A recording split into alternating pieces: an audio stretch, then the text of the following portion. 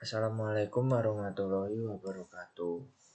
Perkenalkan, nama saya Abbas Sapria Setiawan, NIM 72114191158. Rombel akuntansi A19.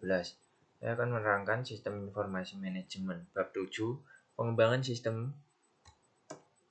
Yang pertama, pendekatan sistem. Pendekatan sistem adalah serangkaian langkah-langkah pemecahan masalah yang memastikan bahwa suatu masalah telah dipahami, solusi alternatif telah dipertimbangkan, dan bahwa solusi yang dipilih telah berhasil.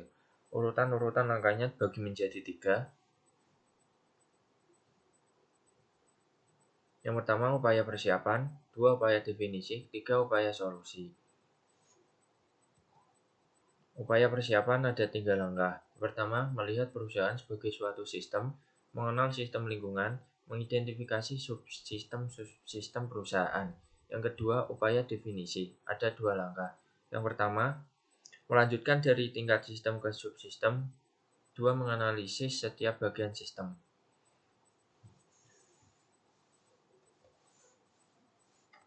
Urutan bagian sistem.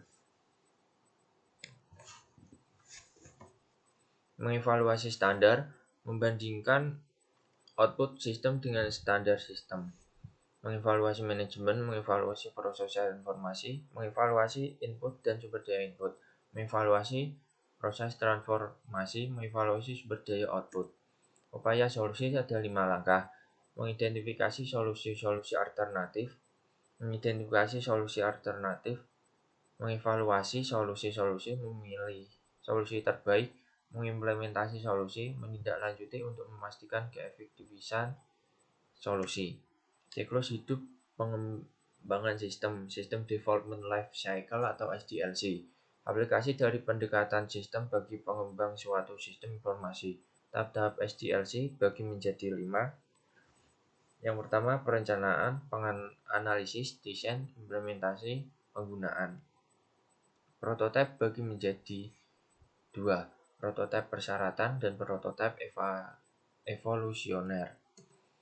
Pengembangan prototipe evolusioner bagi menjadi 4. Mengidentifikasi kebutuhan pengguna, membuat suatu prototipe, menggunakan prototipe apakah bisa diterima, menggunakan prototipe. Pengembangan prototipe persyaratan bagi menjadi 7. Pertama, mengidentifikasi kebutuhan pengguna, membuat suatu prototipe, menentukan prototipe apakah bisa diterima, menentukan kode sistem baru, menguji sistem baru, menentukan apakah sistem baru dapat diterima, membuat sistem baru menjadi sistem produksi. Daya tarik prototipe bagi menjadi 5. Pertama, baiknya komunikasi antar pengembang dan pengguna.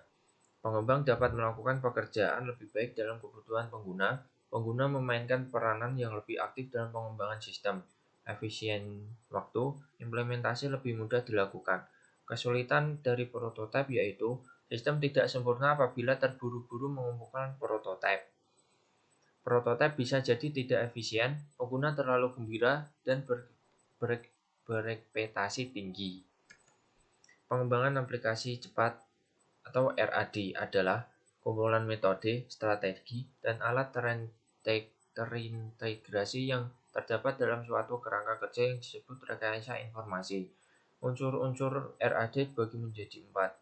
Pertama, manajemen, 2 tim khusus atau tim SWAT, 3 metodologi, keempat alat-alat RAD.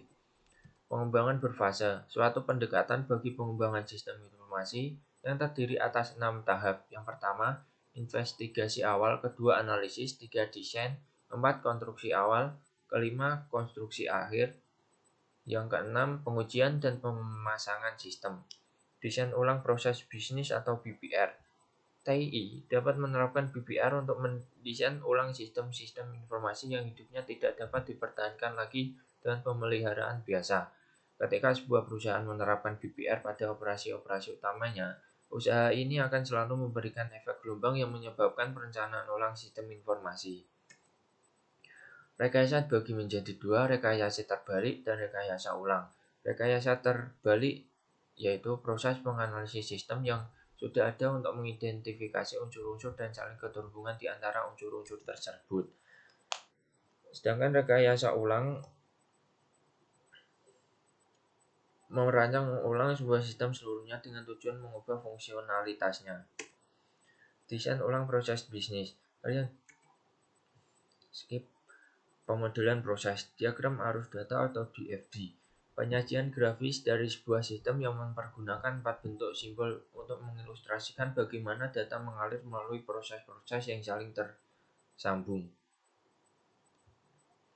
Yang pertama, unsur-unsur lingkungan, kedua proses, ketiga arus data, empat penyimpanan data.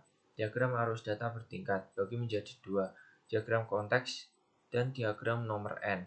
Kasus-kasus penggunaan suatu uraian naratif dalam bentuk kerangka dari dialog yang terjadi antara sistem primer dan sistem sekunder. Naratif kontinu format dengan nomor yang berurutan untuk masing-masing tindakan, sedangkan format pingpong terdiri atas dua naratif dari atas penomoran yang menunjukkan bagaimana tugas-tugas menjadi bergantian antar sistem primer dan sekunder. Manajemen proyek, ketika sebuah tujuan dari dibentuknya sebuah komite adalah untuk memberikan panduan, arahan, dan kendali secara terus-menerus, maka ia disebut sebagai steering committee. Steering committee, ketika sebuah perusahaan membentuk satu steering committee dengan tujuan untuk mengerahkan penggunaan sumber daya komputasi perusahaan. Fungsi-fungsi steering committee SIM ada 3. Pertama, menciptakan kebijakan, melakukan pengendalian fiskal, menyelesaikan perselisihan.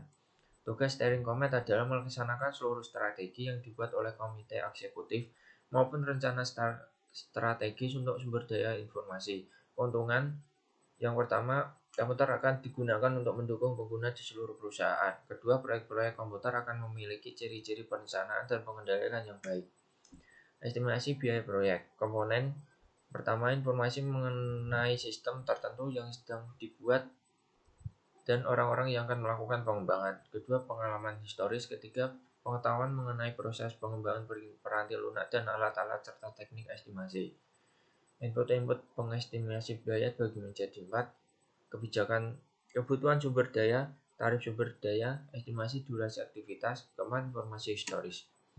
Alat-alat dan teknik estimasi biaya bagi menjadi 4. Estimasi analogis, estimasi dari bawah ke atas, alat-alat terkomputerisasi, model-model matematis. Output pengestimasi dana. Pertama, detail-detail pendukung. Bentuk komunikasi, bagaimana estimasi tersebut dihubung dan setiap asumsi yang diambil. Kedua, rencana manajemen biaya menjelaskan bagaimana variansi biaya akan dikelola. Sekian